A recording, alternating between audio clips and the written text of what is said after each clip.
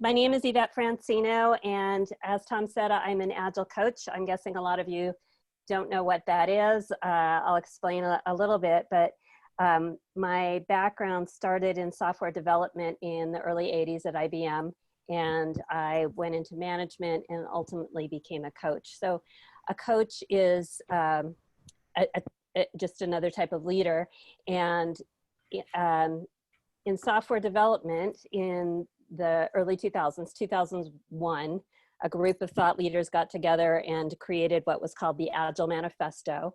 And they have a manifesto and a set of principles, and there are these different frameworks, and they were really around how we can be more productive and have better teamwork and have a lot of collaboration. So it was almost a little anti-management in the sense that they really were pushing self-organized teams.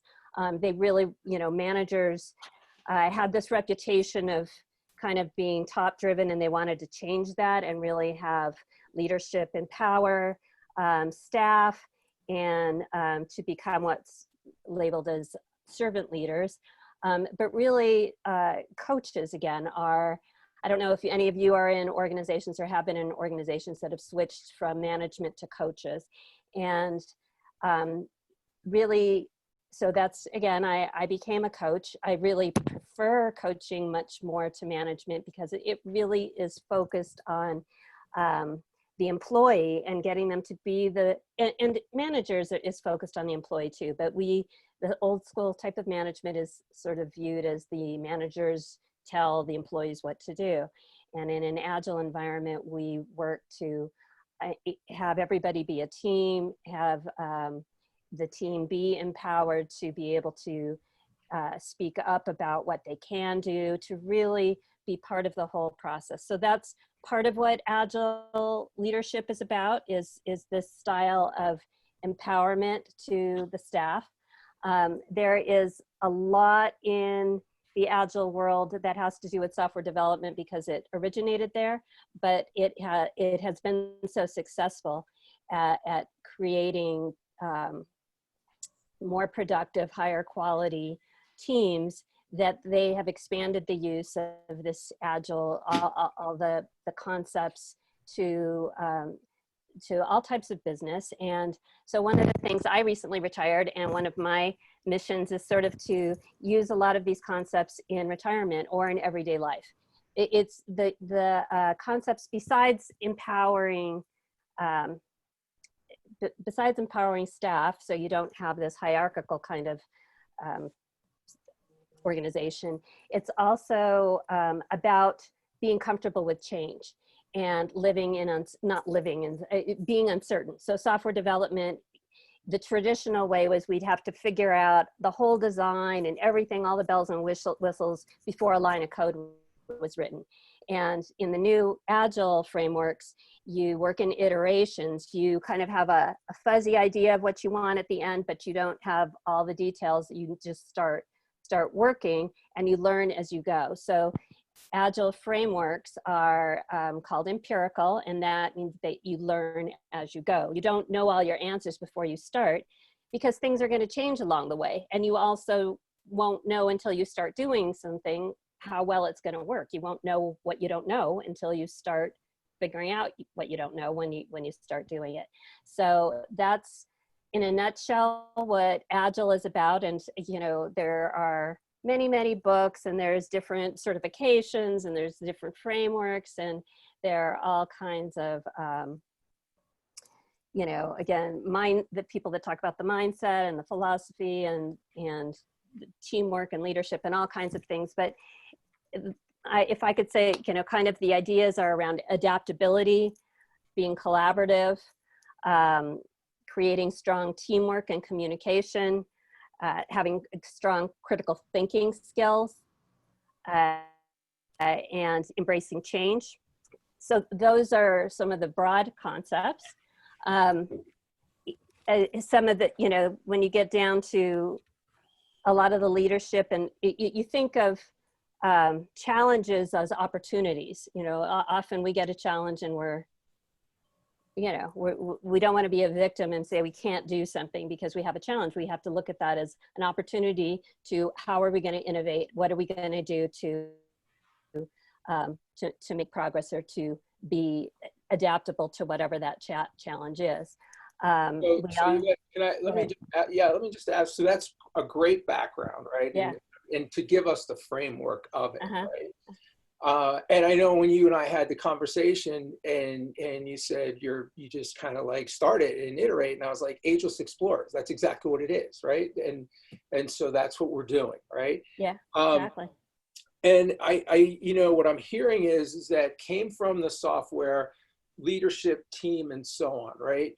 And then you start to break down the principles, right? And we're dealing with so much change today, and you know what I will say, what I think a lot of us are trying to figure out is what's next, right? And you and I talked about that the other day. Right. And so when you think about taking it from the software world down to us, and how do you get started in being agile? Yeah, great question. There's a lot of different ways to get started, but if we're looking at the framework, if you're being very systematic about what's the first step on the framework, it would be to build what's called a backlog. So, and there are two different kinds of backlogs. So let me just tell you briefly what that means. A backlog is like a to-do list.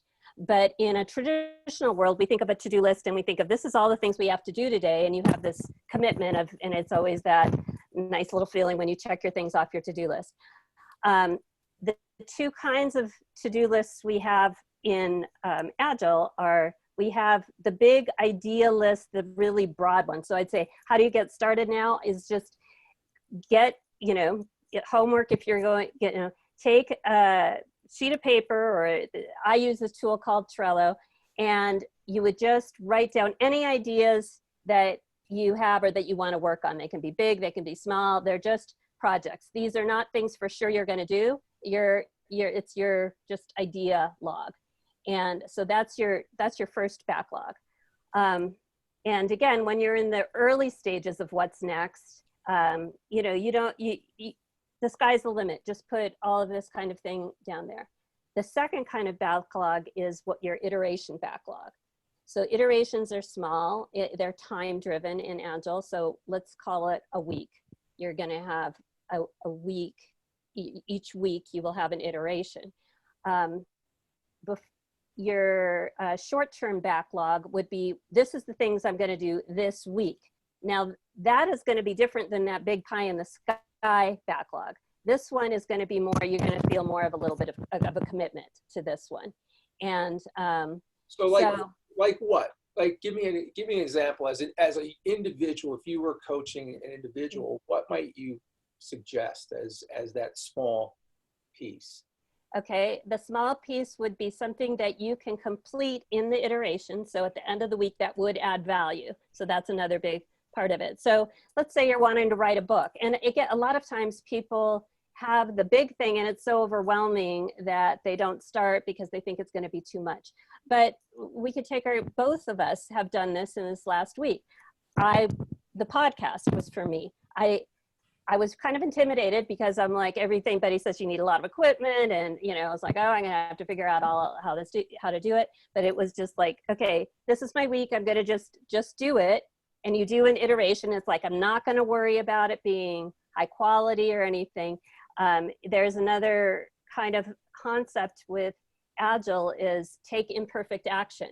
Don't worry about it being perfect. It's just about doing it enough so you can figure out how to do it. And that's what you want to do in an iteration, enough that you do a small piece and you don't worry about it being high quality or anything. It's really more to learn how to do it. And then after you have that first one done, then for your second iteration, you can figure out, this is, I need to learn more about how to, add to that, how to make it. Another concept that's prevalent in Agile is to always reflect. So at the end of your iteration, what worked well, what didn't work well, and what am I going to do differently in your next iteration? Okay. So, you say, how would you start?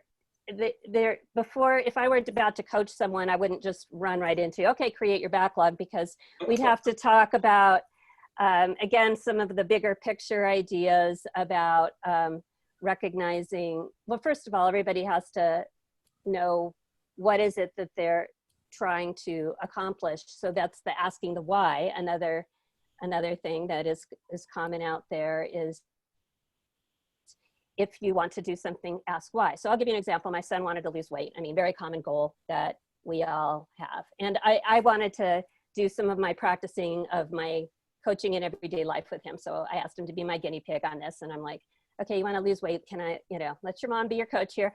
And I said, tell me why you want to lose weight. And he said, because I want to get a girlfriend. And I was like, okay, well, I mean, I didn't want to say just because you lose weight, doesn't mean you're going to get a girlfriend, but I kind of was like, what are some other, so losing weight is one solution. So, you've already kind of jumped to the solution of, I'm going to lose weight to get a girlfriend. And we did focus on it. We talked about different ways and habits and to lose weight. But before we jumped into that, we kind of said, what are some other things that you might do to get a girlfriend? And, what about, he has very sloppy taste in clothes. And so we had a story on, and these are called stories, the things that you're going to do during the iteration in Agile terminology are called stories. So we had a story for his cousin to take him clothes shopping, who's a woman, so around his age.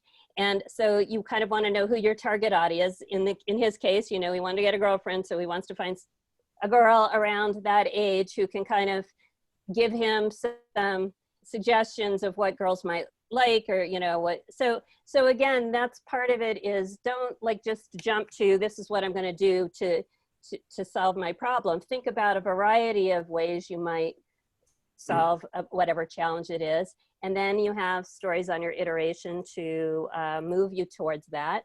And measure, are you getting there, are you not, what can I do differently the next time? So those are some examples. Awesome. So when you start to talk about the idea of mindset, right, and we're in this state of COVID still, right, everything is changed for us, and you mentioned mindset. Tell us what we need to maybe incorporate into our lives, or what we could incorporate into our lives from a mindset perspective that'll help us to get going, being maybe more agile. Yeah, great question. Well, let me open. So here's one of an agile things, is not to tell, but to ask, to listen. And so let me demonstrate it a little bit here, just by opening up a little bit to ask all of you, is what would you think an example of a mindset shift might be during COVID, or not during COVID, anytime, an agile mindset shift? Any souls out there that wants to Anybody chime want to in? raise their hand? Chat? No? Well, yeah, I'll go. Okay, great. Bobby? I think COVID obviously brings the word distance. And distance, to me, is limitations. When you have distance, there's only certain places you can go, and there's a lot of places you can't go. So in a lot of ways, to me, it's the opposite of agility. Mm-hmm. And so you've got to overcome that to think in an agile way. And I think that's one of the mindsets that people are struggling with right now. That yin and yang with, I've got to be safe, but yet I want to continue to grow and branch out. Yeah. So it is true that, and actually one of the agile principles even is face-to-face communication is the best form of communication. So, there's even kind of a, don't do things virtually, get face-to-face in the agile world. However, the mindset, again, is this adaptability, and that things change. And so what can we do when they change? So even before COVID, people often were geographically distributed teams were out there, and everyone would say, oh, it's not very agile that you're working remotely. But we would do things like get on the computer and see each other so we could be present. You know, I mean, one of the manifesto value statements is basically people over technology. So that is true, you know, even when we're talking to someone, if we go out to lunch with them, and if we're on our phones, we're putting our technology over that person in front of us. So we want to, one of the agile mindsets again is very people-centric and very much being present for when you're communicating, not being distracted, not multitasking, but really focusing on and being present. Now, as far as COVID, you know, again, we were meeting a lot of challenges to be able to do that kind of thing. But the agile mindset is we're going to take those challenges head on, and we're going to figure out how we can adapt. We're going to you know, get into our we're going to start up meetups where we can communicate. I don't know about you guys, but I have deepened a lot of my friendships because we're all in this boat. And so I'm free now to pick up the phone to somebody I hadn't talked to. You know, it's really kind of awkward to do that in normal times, but in these times, if we say, just call somebody that we hadn't talked to for a long time and say, you know, how are you doing during this time? What are you up to? It's not that unusual. And so there are really quite a few things that people can do to actually deepen and strengthen their relationships during COVID. I have a friend who, he hikes every day. I mean, he's been very, you know, he always wears his mask and keeps it socially distanced, but he's called and he has this whole round rotation of, like, I don't know if it's 15 people or whatever that he has called, and they were acquaintances in the past, but he's just asked them if they want to do a hike. And so he's gotten out there and really strengthened his relationships with these people. So again, you can kind of figure out what you're missing during COVID, whether that is that human connection or your trip or your visit with your mom or things like that. And think about why did I want to do that? And you probably wanted to do it to, you know, again, to show you care, to build the connection, and are there alternative things I can do to get that same, you know, it won't be the same, but you can show your care. You know, you can write letters, you can send surprise gifts, you can tell people you are thinking of them. And, you know, I did a little podcast, you know, I was a guest on a different show when COVID happened about dealing as a small business with this.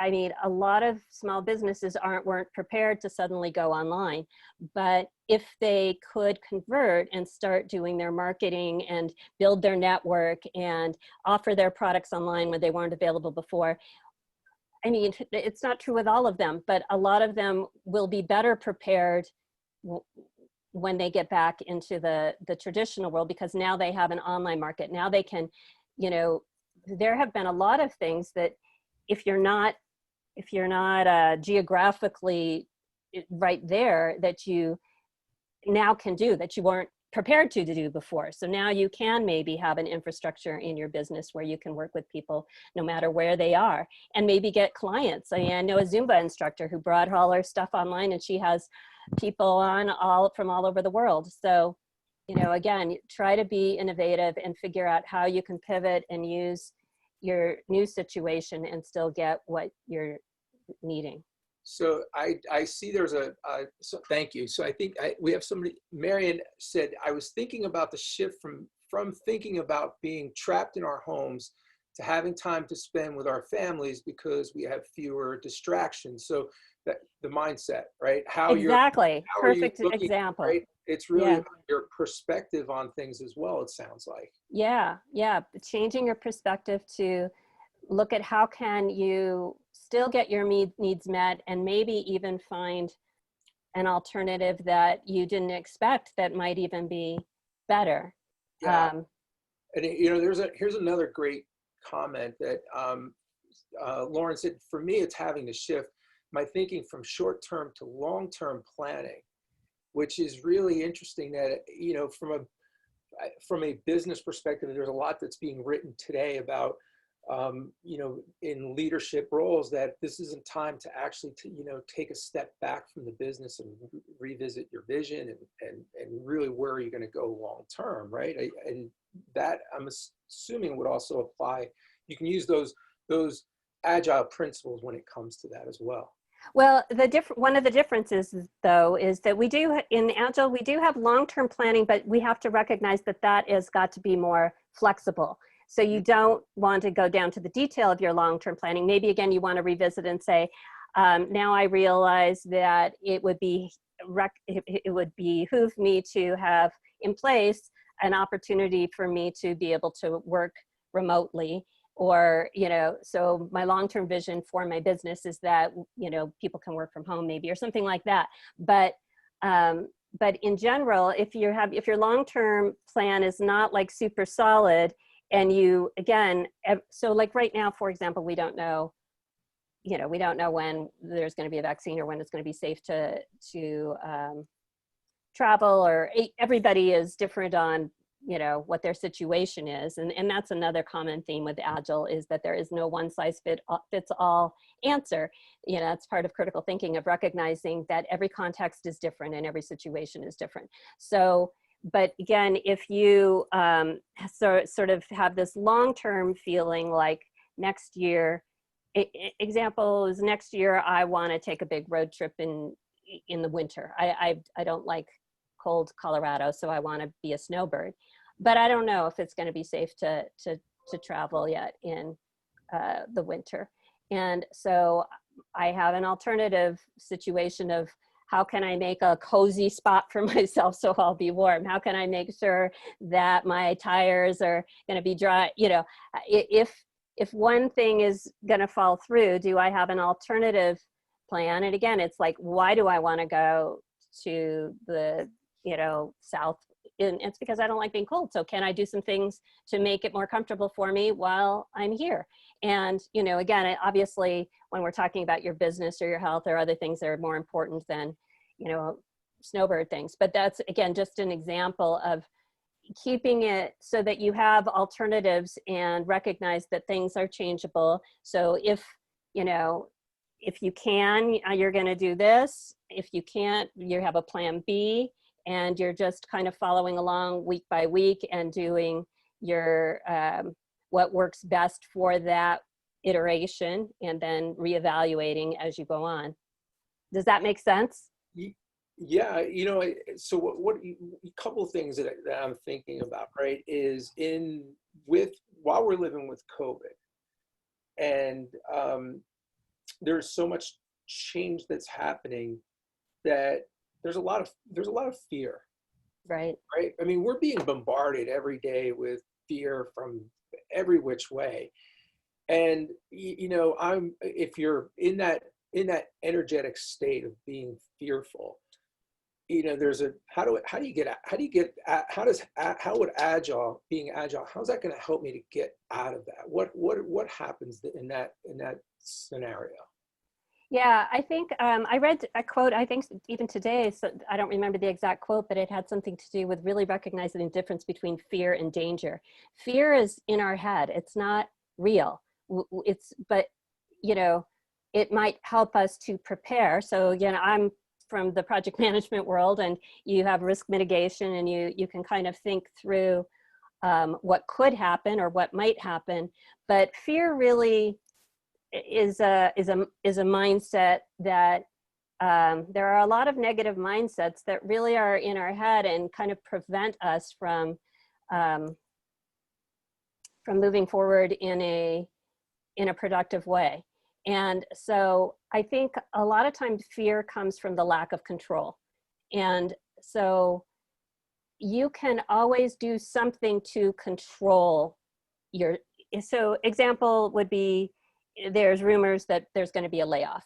And a lot of people then, you know, are just afraid of that. And then they start being in a really bad state. And then they're really setting themselves up for more likely to getting laid off, because they're completely distracted and always worrying about, am I going to get laid off?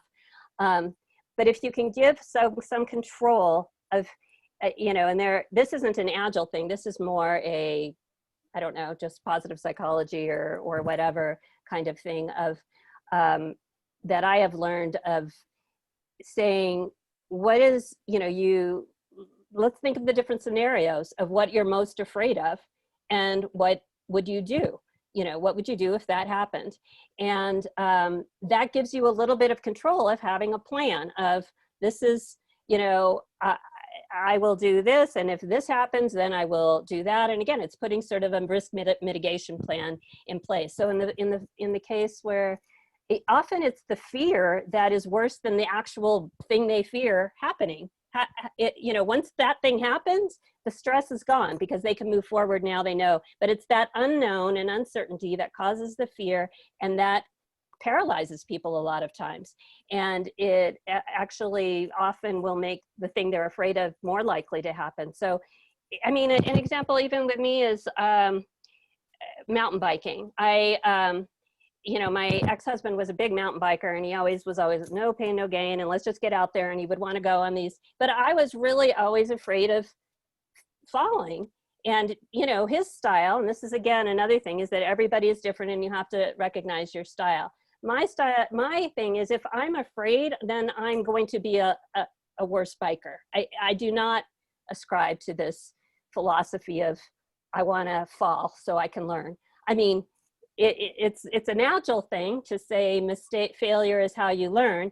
But for me, if it's like physical pain, I don't want that. I'm okay with. A little bit different, right?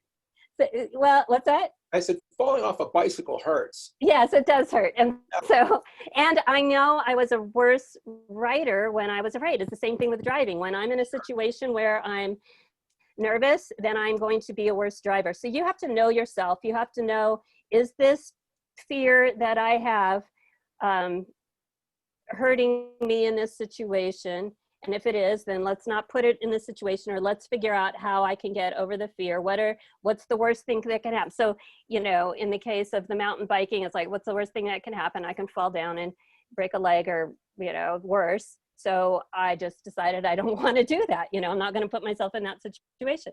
In the case where you think you might get laid off, you can kind of think, okay, if I get laid off, what will be my, do I have leads? What will, maybe I should get my resume in order, or, kind of take some sort of action of thinking, if this worst thing happens, how can I either mitigate it so it doesn't happen, or how can I be prepared so that if it does happen, I will know what I'll do next? And that kind of helps restore a little bit of sense of control.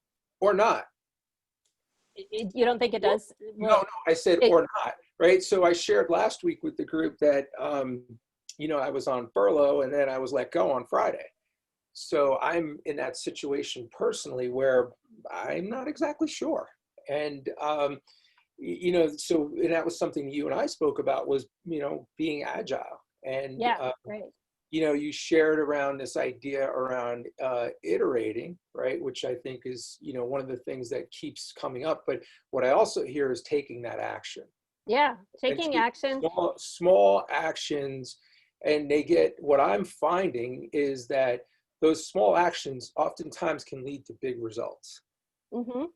Or they can lead to disappointments, but that fast because you did it in a quick iteration of, oh no, this isn't exactly what I want. I'm going to switch and try something else. Right. So again, the Agile mindset is taking risk that's, educated risk. You're deciding, you are in control of saying, this is, I want to try this and it'll be a short term. Another thing I would say for people that want to go out, and an Agile mindset again is people oriented, and it's also having a partner or a team. And so one action I would say people should take is get a buddy, get a friend, and work with each other to help, an accountability partner. And, it is really, first of all, working with somebody, you help each other. You really do gain a sense of value yourself when you are in the position of helping somebody else, and they gain that same value in helping you. I mean, so I would like encourage you all to reach out to a friend, somebody that you trust, and just say, hey, can we be COVID buddies or something like that? And, you know, each talk about what are your struggles. And then, you know, a lot of times, they always say this is a man-woman thing. This is the whole men are from Mars and women are from Venus, that men like to solve problems and women like to just be heard and just want to be listened to and supported. I don't think it's a male-female thing, because I'm definitely like the male side of it. I always want to, when somebody tells me they're having a problem, I'm like, well, what about this? And what about that? And what about that? And, you know, again, that's where sometimes people are like, yeah, I know that there's all those things, but can you just, you know, empathize with me right now? And, you know, sometimes we need that too. So again, you talk to if you have a buddy and I would say that's probably the first thing, is when you're talking about your problem, is saying either, hey, I just want someone to listen right now, and I don't need you to help me brainstorm and figure out what to do. I'm feeling alone, or I'm feeling lonely, and this thing sucks and it's never going away, and I just want to have somebody to talk to. So there's some vulnerability with that, right? Yeah, I mean, with all of what you're talking about, there's vulnerability, right? Right. Being able to take that step, knowing that it may or may not work out, and really just, again, taking the action, right? So here's what I'm going to do. I'm going to take a swing at being agile. There's a Facebook group we started. And so what I'm going to suggest is that go on the Facebook group, and we'll put up folks that want to have a partner, and we can try to partner up there, and maybe find an accountability partner on the Facebook group. Yeah, absolutely. We can start to practice some of this. I think that would be great. And I absolutely would be happy to be an accountability partner with somebody. And yeah, and I like to have it be balanced too. It's not like I'm just doing the coaching, that it's good for the other person to do it with me as well. But but again, since there is that vulnerability, a lot of times that is how you can build a deep bond with a new friend. You really do tend to, and this happened to me actually during COVID, is that I was with a friend I didn't know very well in Sarasota, and we whatever you call it, hunkered down together for 2 months, and we got to be so close. And we did, because she was my guinea pig for doing my Agile stuff, and we had our daily meetings where we really just went deep. And I mean, you know, became like best friends. And so it is, but you might want to start with somebody who already is a really good friend, because again, it is hard to do that with somebody that you don't know. It's hard to feel like you have that, you know, you have to build up to having that trust often. So if you have somebody that you want to try it with, great. If you don't, I would, you know, definitely say take a risk and you know, see if you can find somebody in the group, because, and sometimes it is nice to have someone who doesn't know you, because then you can talk about personal, you know, people that are irritating you maybe, and have no fear that it'll get back to them. That's true, right? You know, sometimes it may be easier to just, you know, talk to somebody that's in a similar situation. Yeah. So I just want to mention, so L. Max said, willing to sit with all uncertainty was initially the hardest for me. Yet I've made more time every day without the commute. Also, every day is now bring your dog to work day, which is sweet, right? Yeah. So, you know, and that to me, what I read through that as well is always that finding that silver lining, right? Exactly. As part of like how to live with, you know, living with COVID, it is finding, part of it, I believe, is finding the silver lining. And there's a lot of silver linings in this, right, if you're looking for them, right? Right. Yeah, exactly. And I mean, I think we all want to acknowledge the difficulties too. And, you know, it's not as easy as just saying, hey, you don't have to commute. And hey, because of course we all are missing that you know, the touch, the you know, we get tired of Zoom meetings and doing everything on the computer. So there is a downside that has to be acknowledged, but again, looking for the silver lining, I think if you just find that, you know, that is part of that mindset, one of gratitude as well, of being able to see, hey, you know, and this isn't true, I know, for everybody, but if you can say, I'm healthy and my family, my loved ones are healthy, and or, you know, hopefully we will survive this, and then we won't take it for granted anymore. You know, I will say with my mom, I mean, it was the first, our Easter Zoom meeting. It was the first time she saw all her grandchildren, great-grandchildren all together. I mean, granted, it was on the computer. And I was so proud of her because she's so intimidated by the computer, but she figured out how to get on Zoom. So to me, it was like one of those moments of like, if it hadn't been for COVID, she may never have had this experience of being able to see everybody. So. Sure. So a couple more comments. Perhaps on the Facebook group, we can have a list of folks who want to be or have an accountability partner. Absolutely. We'll figure out that aspect. And Eva said, I would like to learn more about Agile coaching. I would also like to connect with members on Facebook and LinkedIn. And she's got her LinkedIn profile. Okay, yeah. Attached to that, right? So that's awesome. And somebody has more time. She said, I have more time to walk with my cat. So, you know, so one of the things I'd like to do is just get a feel. I love that folks are putting, you know, comments in the chat, but I want to just open it up if to see if anybody has any questions, and want to, frankly, just, you know, jump into the conversation here. So if you do, you can please raise your hand and in the participants box. You're on a roll, no questions.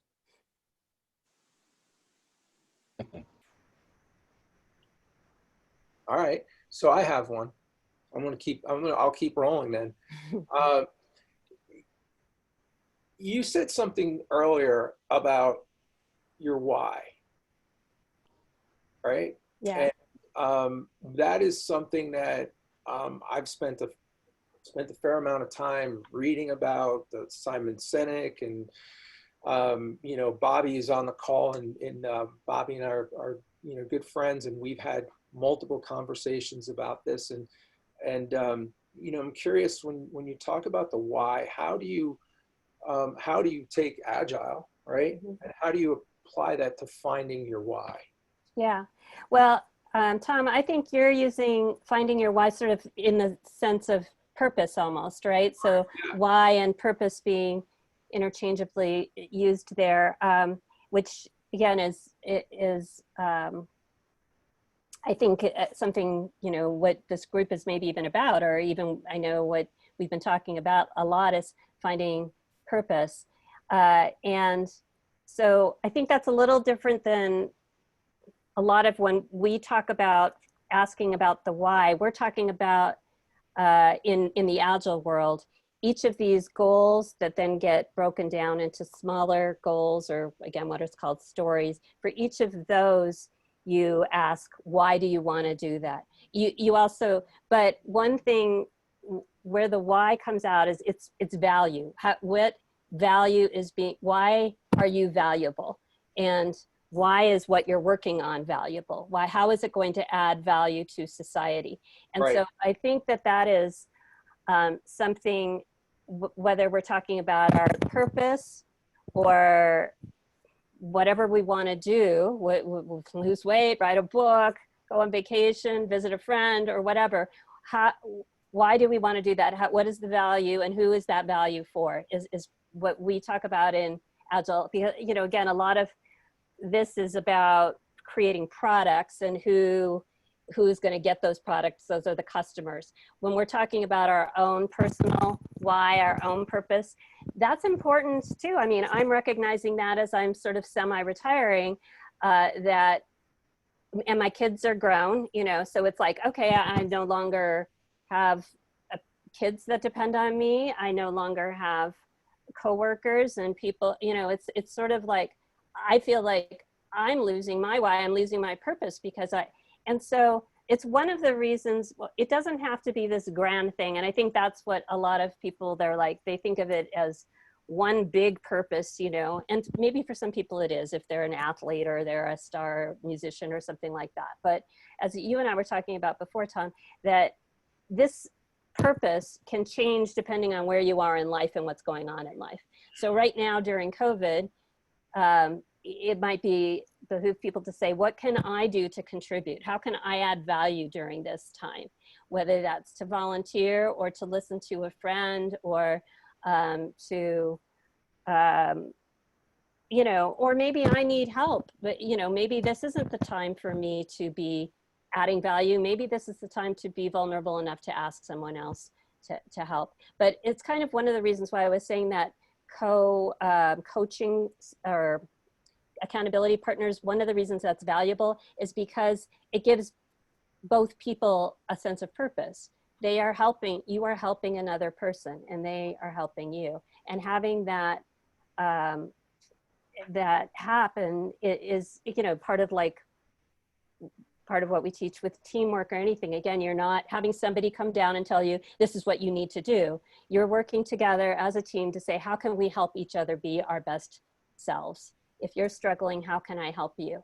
And so even if you are struggling, if you are also trying to help someone else, that's giving you a bit of a sense of purpose. You're making a deeper connection. Right.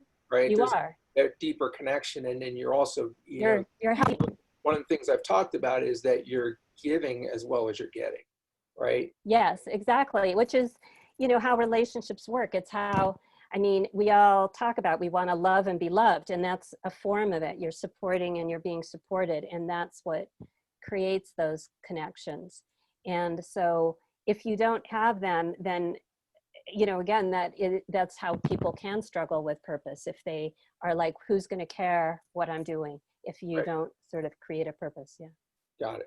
Okay. I had a question. Is the basis of Agile coaching experimentation? That's a great question. I don't know if you would call that the basis, but it's definitely an attribute of Agile coaching is experimentation. Very big on experimentation, which is innovation. Don't just go with status quo, always be seeing how you can do things differently and better. So to take the methodology to the business world, is there an understanding of trial and error to the, you know, the people above, that we're not just going to go this way and try to fight through it. We're going to throw 5 ways out there and experiment. Is that part of the whole process that you do? Yes, that's a very Agile concept. So, and okay. Yeah. And it's actually, it's funny when you said to take this to the business world, it's actually sort of, I'm taking it from the business world to the personal world here. So, yeah. But that is what, if there is an organization that's doing that kind of thing, and there are a lot out there, and they do all these kinds of, you know, simultaneous experiments to see which ones are resonating the most with their target audience to be able to go in a certain direction. So Eva just asked me a question. What was your purpose for starting the meetup? And I shared last week that I was put on furlough, and you know, first couple of weeks I was, you know, just out doing and cycling and climbing and backpacking and doing all the things I hadn't had any time to do because I was, you know, inundated with work, and I was traveling, and I had been in Denver for 1.5 years, and you know, I really didn't know a whole lot of people here. And you know, when I moved out here, my why for moving here was because my son lives here. And but you know, he now was living in Leadville, now he lives in Fort Collins, and you know what, I don't need to I need to figure out my own world here in Denver. And so you know, here we are in COVID, and I just tried to start meeting people. And, you know, I went online and went on LinkedIn, and there was somebody that was here that was in the fitness world, and he started to connect me with some people. And you know, what I shared is that I started connecting with people, but they were, you know, they were just at a different age, quite honestly. And I was like, well, where do I go to find my peeps when I'm saying to these folks, hey, I'm trying to figure out what I'm going to do next. I don't know exactly. I really don't. So my idea was well, let me start this meetup group, because I want to find people who are like me in terms of, you know, candidly, I'm not in that gig anymore. So the job wasn't satisfying me. I was in, you know, the part of the fitness business that I was selling fitness equipment to distributors, and it was great in terms of it, you know, providing an opportunity for me to move out here, but it wasn't really filling my soul in terms of like really finding my, you know, my purpose and figuring that out. So I said, well, let me go on Meetup and start a group. And so I found this, you know, I picked up the name Ageless Explorers and something that I was reading, and I was like, that's a cool name. Let me put that out there, put a little description. And I said, to a friend, I said, look, if I can get 8 or 10 people in this thing, that'd be cool. And I posted it up, and like all of a sudden it was like there's people appearing here. And last week we had the call, and you know, I heard everybody. And so I feel like for me, this is in some ways, this is fulfilling my purpose as well.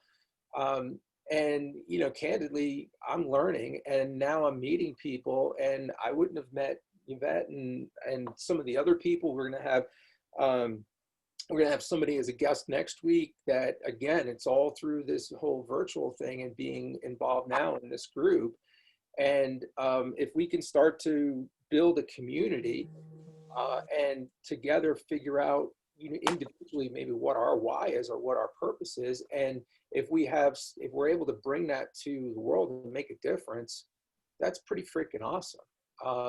And you know, I'm also a coach and positive psychology practitioner, and you know, I feel like for me, this is a way that you know, I can bring folks to you that hopefully are of interest to you, because I'm finding this is like, to me, this is like fascinating, because I'm like living this right now. And as I discover folks, and by all means, if you discover folks that you think would be great to have and to share their experience, that would be terrific. And you know, I spoke to somebody during the week, and it was, as I said, you know, I got some input from folks after the first meeting, and candidly, you know, I got on a call with somebody, and they said, hey, you know, my wife, when I got off the call, she said, well, you know, what was the meeting about? And he said, well, I don't know. And you know, he offered some suggestions and so forth, and you know, candidly, some of the things that he was talking about in terms of, you know, well, let's go for bike rides, and you know, maybe we can do some. And I'm like, look, I know there's a lot of other groups that are out there that are doing bike rides, hiking. You know, that's not necessarily what I have in my mind here. It's more about I want to try to find people who are in this discovery process of what are you going to do with the next half of your life, if you will. And it doesn't, to your point, it doesn't necessarily mean you're going to, like, you know, it's got to be something that's massive. It's maybe something as small as this. And, you know, I don't know where this is all going to go, but I can tell you one thing, I'm having fun. and connecting with the people that are having, you know, we're able to have a conversation that is, you know, meaningful. And it's not, in the conversations aren't necessarily about, yeah, there's an impact of COVID. There's an impact. I'm out of work, quote unquote, I'm out of work. You know, I know Bobby, I hope you're okay with me sharing this. Bobby's in the fitness industry and is a very, very well-known consultant, and has been in the fitness industry for a long time. And you know, we've had the conversations like, hey, my phone's not ringing, clubs are closing, and like, what am I going to do? And you know, I think together as a group, as a community, if we can start to figure out some of that together, great. And by the way, you may already have your world figured out. And, if that's where I think it also comes down to the giving here. And I posted a little video in Facebook, and I said, what is it that you want to give, and what is it that you want to get from this community? And I think that's where, when we have that reciprocity, that's how we build a community, by helping each other, and in turn helping for the greater good of the community, of the world, really. I mean, that's to me what it's about. So Eva, I'm gonna maybe, if I maybe put you on the spot a little bit, I would love to hear what if you would be kind enough to just share a little bit about, you're in a similar place. Would you be willing to share a little bit more? Sure. I'm just, I've been teaching for about 15 years, and I have my PhD, and I thought I was going to go the publish or perish tenure track route, and just decided that really wasn't going to work for me. And that was about 4 years ago, and I've been kind of disappointed and trying to find out what I'm going to do for the next 20 years now that I'm not going to seek tenure at a university. So, and I mean, I really enjoy teaching, but it's becoming more and more, I'm an adjunct, so it's becoming a lot of work, and not always the best reward with some of the students I've had recently, although I still love teaching. So I'm just thinking more kind of, the coaching, consulting, training route, and just trying to visualize how that's going to look. And I'm over 50, so, there's always that thing where I want to find something that I can do either within a company or outside that I can do for the next 20 years and make money and enjoy myself. So that's kind of where I'm at. Thank you. I appreciate you sharing. And I'm going to go back to one of the things that Yvette mentioned earlier. And you said, hey, the ideas, and I have maybe my own terms that aren't maybe so great, but it's like, for me, it's a mind dump. And, that's one of I had a notebook here with all these, these circles with words and connecting them all. And, that's, for me, I can share with the group that's useful for me, because I'm a visual person as well. And I think that's a great place to start if you are uncertain about what's next. Maybe it's, to just start to write down maybe the things that you're interested in, things that you're passionate about, things that you've thought about doing that you haven't done. And I would just say nothing, don't leave anything out. Yeah. That's, I think, is important, is that, I'm looking at this time and saying, this is the great pause, whatever term we want to use. And I feel like we're all getting this like sort of free pass, right? Because no one knows what's going to happen. So there's nothing that you can do that's really, really wrong. If you just try stuff. Yeah, I'm going to throw out another suggestion too. This is something, I got laid off in 2009 when the economy was terrible. I was a middle manager and couldn't find a job, and I went to a leads group, and they said there was a suggestion of this strategy that worked so well for me, which was find people, and we have the opportunity to do this with LinkedIn and Facebook and all the things that are out there. Find people who are doing what you like to do, what you want to do. At the time, I was a quality assurance manager, and so I started interviewing quality assurance people. But I started. There was this Agile thing out there too, and I started learning a lot more about that and interviewing Agile people. And then I got picked up. I mean, so I was blogging. I was doing their strategy of interviewing somebody different and I got a job that was then my job. I was a site editor, and I went to conferences. And so I talked to all these thought leaders in the Agile world. And I talked to somebody who was an Agile coach, and she had written the book on Agile coaching. And so, she became a mentor. And so again, if you if you can find, and so right now in my sort of semi-retirement where I'm okay with not being in the working world anymore, but I'm really interested in positive psychology. So I have a whole long list of all these people that talk, you know, have blogged or podcast or spoken or TED Talks or whatever, that I want to say, hey, will you be on my podcast or will you connect with me? And I mean, I think just the networking aspect is something we can do, and we can do it even easier and better during COVID because we are all, you know, on our computers, and the networking, you can find people everywhere. So I would say use this opportunity to do some really, let's, like what Tom is doing by even starting this group, is you meet people and you just never know who that person is going to be that is going to, you know, either be your next, you know, mentor or best friend or, you Yeah, know. I want to just share a couple of things. So number one is thank you. This has been great. What I hear is also, this is a great time for collaboration, right? That you have your unique skills, experience, strengths, and the more that you're out there talking to people, and you're, you know, we talked about this earlier in the week, is that, you know, I've got certain interest in, you know what, I've gone on these webinars, listened to people, found them on LinkedIn, messaged them, and voila, like I'm on a Zoom with this person who's at their home in Amsterdam, and we're having a conversation, and you know, at some point that person may be on this call. That's another story for another day.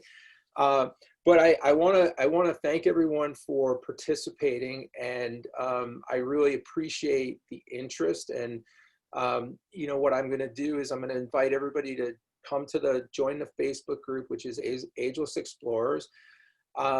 And you know, what I'm going to ask of the group is that we start you know, we start some communication here. And you know, what I want to understand is what's next. What can I help to look for out there? So with that, I just posted a Zoom meetup for next Wednesday, which is consciously creating the life you desire. And that's going to be with Andorra Freedom. And Andorra is somebody I just recently met. And she was the founder of Samadhi Yoga, which recently just closed down here in Denver. And she was really one of the key people that brought and made yoga pop, you know, had some very successful studios. And obviously what happened, and like fitness clubs and restaurants, she closed. And so she's going to be joining us next week. And I know that's going to be a little bit different of a session, but it'll be great. So I encourage you to sign up, and I thank you all for being here tonight. Have a great night. Thanks, Thank Vet. you. Bye. Thank you, everybody.